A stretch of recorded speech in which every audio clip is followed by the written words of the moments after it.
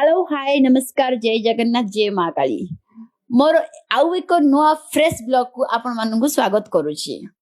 आपण माने खुशी रे थांदु भल रुहंतु सब एमती हसी थांदु मो मां को कृपारू। मु आज फ्रेश हेकी प्रथमे ठाकुर घर न जाई आसी गली मोर किचन को। एई तो नारी मानकर दुनिया है किचन किंतु कौन पे आसिले जानछन ना काहेकि आज होची बसुमती स्नान बा महालक्ष्मी को गाधुआ। महालक्ष्मी को गाधुआ जेहेतु मो महालक्ष्मी मुझे प्रस्तुत करी अन्न भोग।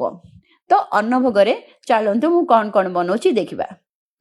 मुझे मो महालक्ष्मी को भोग बनइबारे लगी पड़ी। तो ता सहित आपण सहित किसी कथा ए जाए जदि मो वीडियो को देखिले ताहले गोटे लाइक गोटे शेयर गोटे कमेंट कर दियंतु ना प्लीज। तो मुझे कहवाक चाहूँगी जहाँ पे अन्न भोग बनाऊँगी सी हेले मोर अन्नदात्री मोर नुह समस्त अन्नदात्री श्रीमंदिर महाराणी तांको भाई अबा मु कौन जे बनइबी मोर सामर्थ्य अनुसार जेतिकी पारिछि सेतिकी बनइछि। भात डाली खीरी फूलकोबी आलू भजा घांट आउ कदलीर पिठो भजा आउ शाग बहुत भक्ति और श्रद्धा रे भोग सब बनइछि। मो महालक्ष्मी ग्रहण करिवे बोली मोर बहुत आशा। तो मोर भोग बनइबा सरला मु तापर आसी गली ठाकुर घर को। जेहेतु मु 3 दिन हलानी पूजा करूनी रज चलथिला कहती नारी माने रजरे ठाकुर को पूजा करंतनी बोली।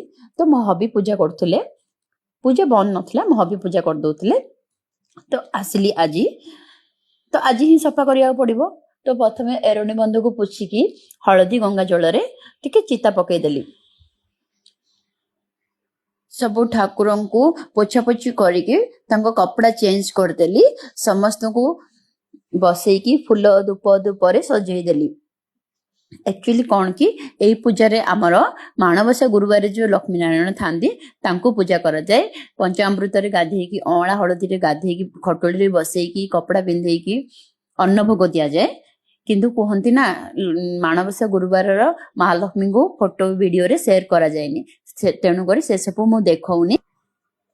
आज पूजा मोर संपूर्ण है भगवान प्रार्थना करी मु मोर मनर कथा जनइली। एजाई मो वीडियो देखि आपण मानकु thank you so much. Take care पुणी देखा आउ एक ब्लॉग रे।